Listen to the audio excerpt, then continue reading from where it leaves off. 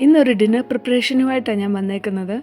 ഇന്നൊരു ഈസി ആയിട്ടുള്ള ഒരു ഉള്ളിയുടെ കറിയാണ് ഞാൻ കാണിക്കുന്നത്.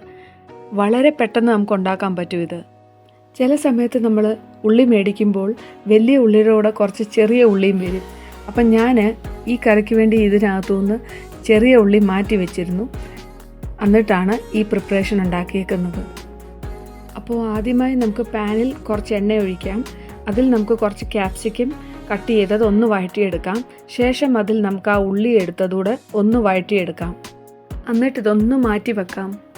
അടുത്തതായിട്ട് നമുക്ക് ചെറുതായിട്ട് അരിഞ്ഞ ഉള്ളി ഒന്ന് വഴറ്റിയെടുക്കാം.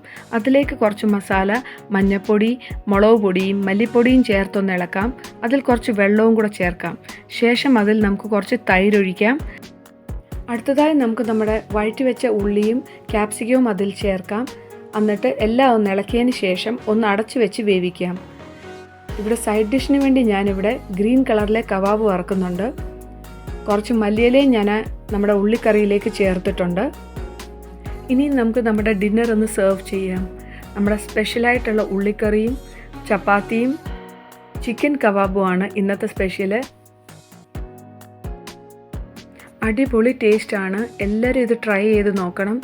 സബ്സ്ക്രൈബ് ചെയ്യാത്തവർ ഒന്ന് സബ്സ്ക്രൈബ് ചെയ്ത് സപ്പോർട്ട് ചെയ്യണം. അപ്പോൾ എല്ലാവർക്കും ഹാപ്പി കുക്കിംഗ്.